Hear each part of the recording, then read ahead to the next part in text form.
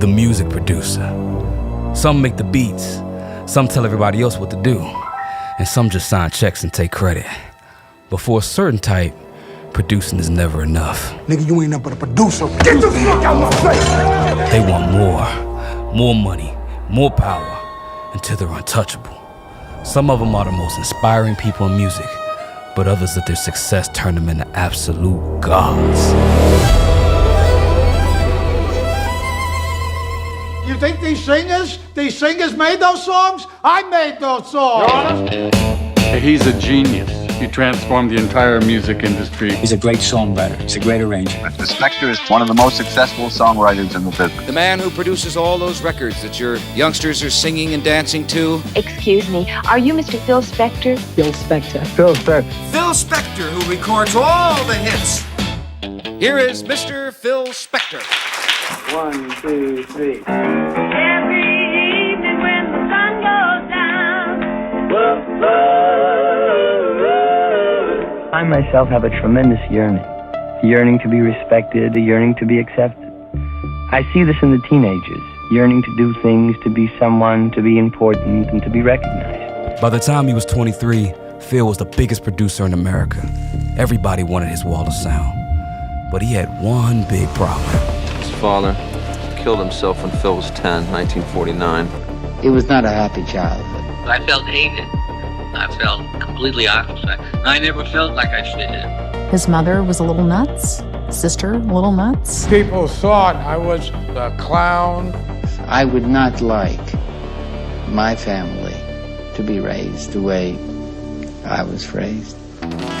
Phil had the perfect villain arc, but there was one saving grace: his love and talent for making great music. But in reality, it only made everything worse. I think that Phil realized that he had to control everything. You know, Philip was walking in a different universe than everybody else, and so in his mind, it was all him. You know, and the guys were just some sort of an extension of what he couldn't do. He seems to be terribly sensitive. Very sensitive. You have no idea. I mean, knocked the both of you right out into the studio. You say the Jews invented the music business. The Jews didn't invent the music business. I invented the music business. I controlled everything in the 60s. I was a control freak. Where's a statue of me? Where's the presidential medal? I'm the best and I'm the greatest. I'm an egomaniac. I'd say I'm probably relatively insane. Phil became out of control. Had a guns on him and he... Everybody's running out of the studio, and I'm going, what's up? What's going on? The guns were about the girls. I mean, he couldn't get laid in a whorehouse with a money machine. Now he's the star maker. Eons of musicians, and he was little bitty something out there screaming, I want this, I want it. You know, I mean, Shut up! Because I'm paying a lot of you for this whole thing. Phil put me up against the wall, and he said, if you fuck up my song, I'm gonna kill you. I'm an egomaniac.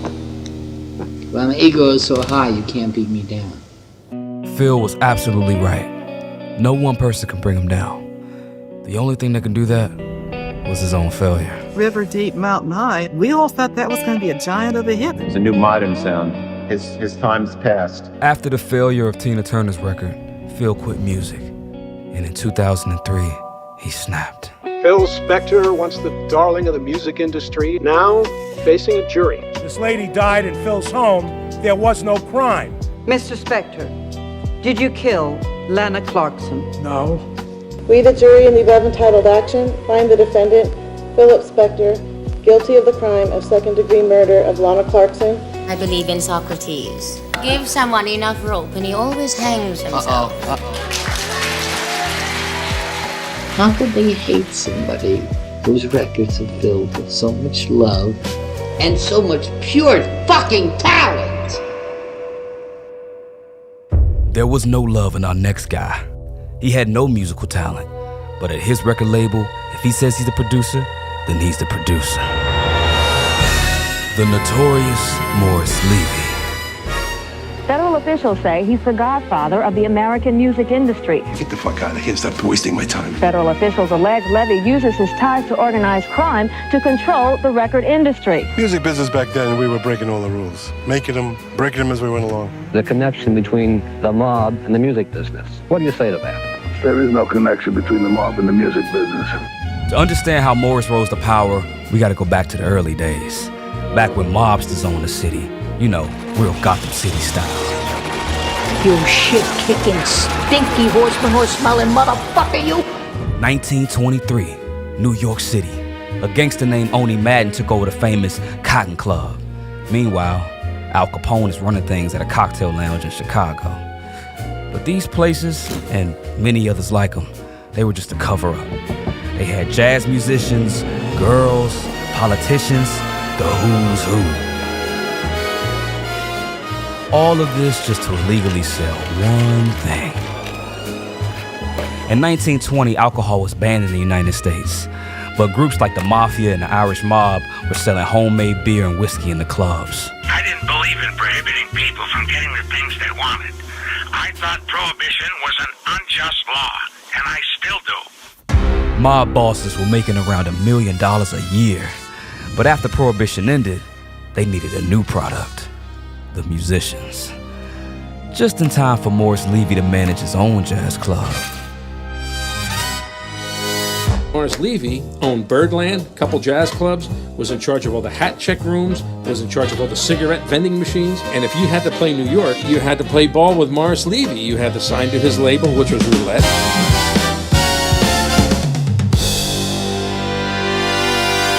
What we learned about Roulette was that in addition to being a functioning independent record label, and a pretty good one, it was also a front for the Genovese crime family in New York.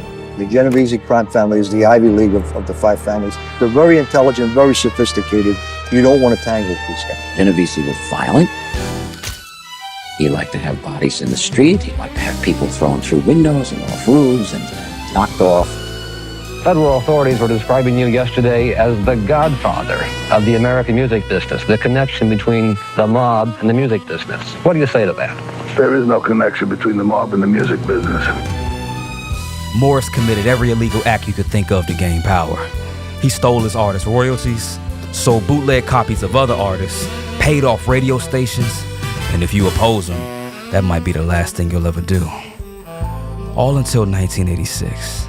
Morris Levy was arrested yesterday at the Ritz-Carlton in Boston. He's accused of 2 counts of extortion and 1 count of conspiracy to commit extortion in connection with the alleged beating of a record distributor. Morris died 2 months before his prison sentence, but the damage was done. Even with contracts, managers, the mobsters turned the music industry into the Wild West. But as the 90s were approaching, the new decade ushered in a new type of gangster. The most feared figure in all of hip-hop. Suge Knight. Suge Knight. Suge Knight's a problem. One day you Bobby Brown's bodyguard, and the next day you repping talent. There's no way to sugarcoat. Suge Knight was a very dangerous guy. He was an aggressive person that cleared the way for me to go in and do what I had to do, you know, by any means necessary. Death Row ain't a label. It's a way of life. Come to Death Row. Death Row is going to be the biggest record company there is. Michael Harry O. Harris, co-founder of Death Row Records. At the young age of 26, he had already made millions of dollars. These are his roots, the streets of South Central Los Angeles. I was a person who decided to sell drugs, so I took those proceeds and invested in various real estate and businesses that turned out to be quite profitable. Death Row Records is going to be the record company of the 2000s. Death Row. Death Row. Death Row. Death Row is going to be the label of the future. The hype got so big that everybody started fearing. Suge Knight is an intimidating individual. When he enters a room, you notice it. You can't help it. Say something wrong, you get smacked. Eat good shit, motherfucker. There you go. Eat good. If you come late, you get smacked. Sure. You do this, you get smacked. This guy is the fucking man. How does it feel to be so feared? I don't look at it as fear, I look at it as respected. Suge started recruiting, but not for artists. He was building an army. People from the neighborhood, thugs, bloods, and anybody that would do his dirty work so he can look clean for the public eye. Suge started to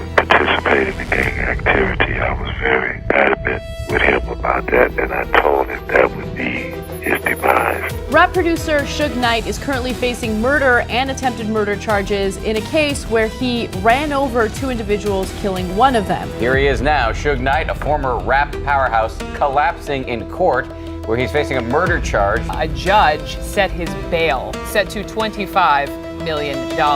Give someone enough rope and he always hangs himself.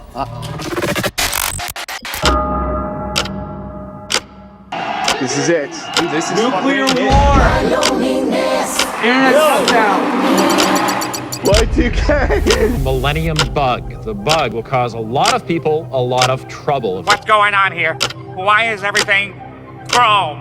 A Senate panel describes Y2K, the year 2000 computer bug, as a worldwide crisis. 10, 9, 8, 7.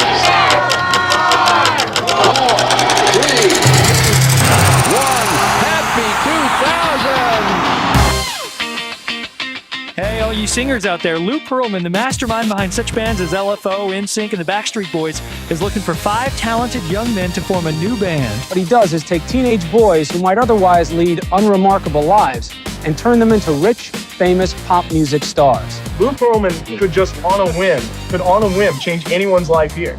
Lou was a lifetime businessman, a helicopter taxi service, charter planes, restaurants. But the music business caught his attention when he met the boy band New Kids on the Block. I just didn't know who they were. These kids did $200 million in record sales and $800 million in touring and merchandising. I was like, I'm in the wrong business. Backstreet's back, all right.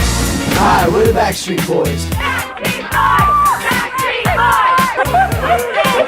I love Backstreet Boys and I'll die for them if I see them. It was 7 years ago that Lou Pearlman decided to open a finishing school for boy bands in Orlando, Florida. For some reason, Orlando seems to attract the worst of the worst. Nickelodeon Studios were having their own issues with Dan Schneider.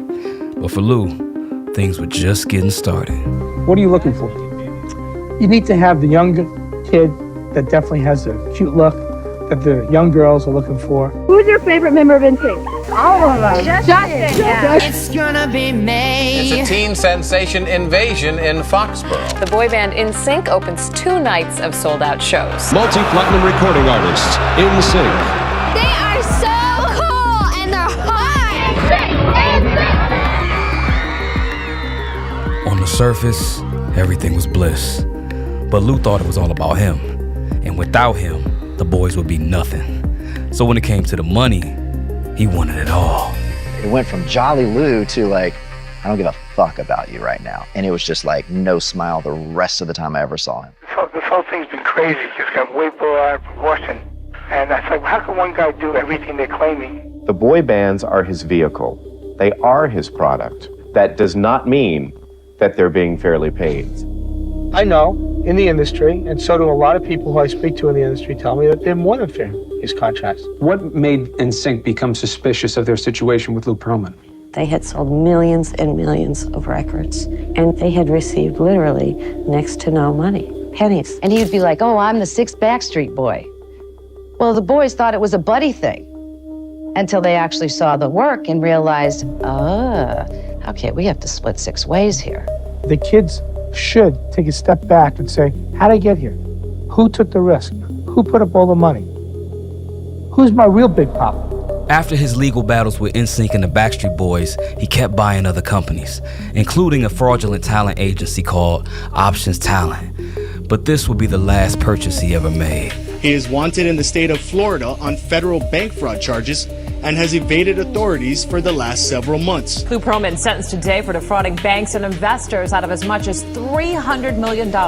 Even if he gets the money back, he should be put in jail and kept in jail until he dies. The record producer behind bands such as Backstreet Boys and NSYNC died in prison.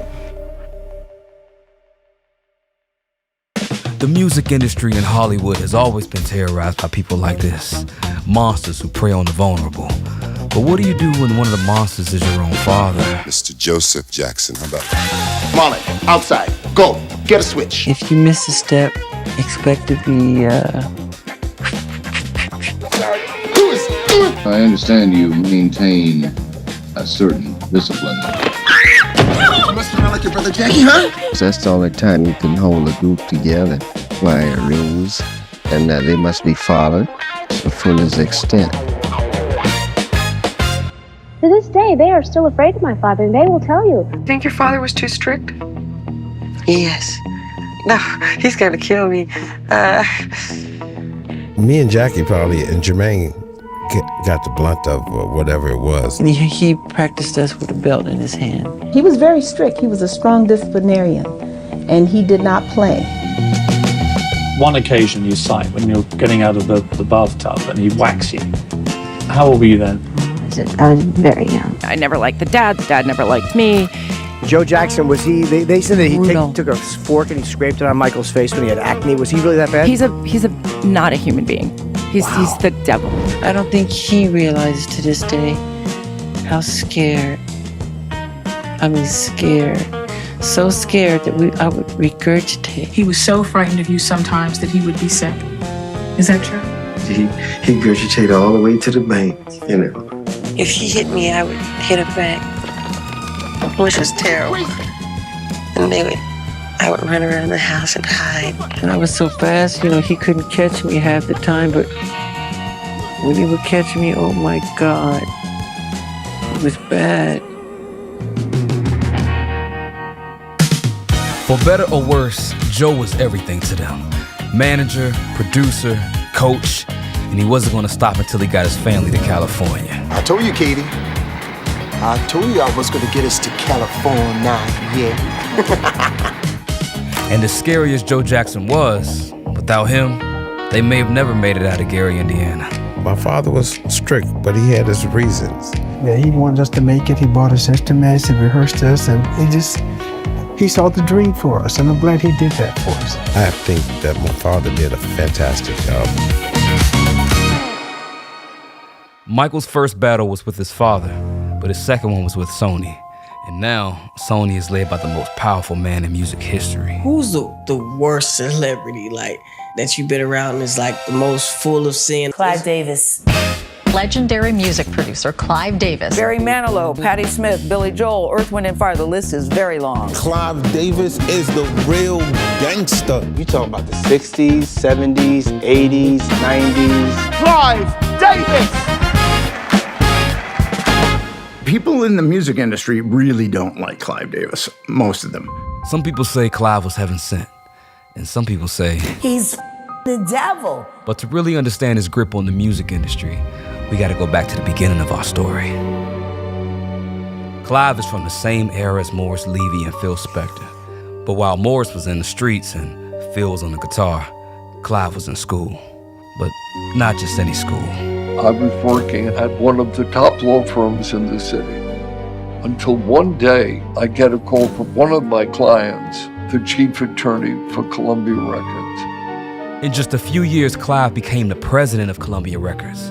But in 1973, he started showing his hand. He was involved in the biggest payola scandal. That's when record companies give money to radio stations to play their songs. You're informed that you were going to have to leave the building, that you had lost your job. CBS knew it was not true. They had investigated it.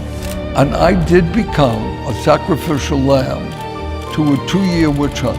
And then there was a Genovese crime guy named Pasquale Falcone, and he got busted smuggling 22 pounds of heroin. The Justice Department started digging into him, and they came across all these shell companies. And Clive Davis was funneling money from ABC Records to these shell companies. Money laundering, bribery, and bullying and playing favorites. None of this has been proven in court. But what about the artists who've dealt with him personally? The record company, Clive Davis, we held them hostage like guns, the whole shebang. We had a lot of questions. We weren't making any money, and we were selling albums and all that. And so we're like, well, shoot, let's just go to the head. And that is Clive Davis. Oh, hey girls, Clive's in a meeting. I'll tell him you're here. Don't even worry about it. So we went up there and held everybody hostage, and Puffy was the one that snitched us out. Yo, B, your girl's up here mad bugging, yo. And I was like, oh, Puff, how you gonna snitch us out, dog? Clive Davis wrote a book, And in the book, he's critical of Kelly Clarkson. Wait, he has a memoir with stories about me? Yeah, he does. Things getting a little heated between singer Kelly Clarkson and record exec Clive Davis. She says that you said she wasn't a great songwriter and that she should shut up and sing. Do you remember it in that way? But she's not known. Her primary talent is her voice. And it's like Whitney Houston came to me. We have breaking news tonight out of Los Angeles, the death of singing star Whitney Houston at the age of 48. She was there to attend Clive Davis's annual pre-Grammy bash. The party went on as scheduled. Why did you let the party go on? Of course, this is a personal thing, but the Grammys were the next night. You don't cancel. I don't know what could motivate a person to have a party. But we got Whitney Houston lose her motherfucking life. And you still had that motherfucking Clive Davis party? Bro, that's sick. Clive Davis, yeah. Fuck him. These men shape the soundtracks of our lives while putting fear in the lives of others. And yeah, every one of them was a genius. And you know what they say about geniuses? You know, they aren't far from being insane.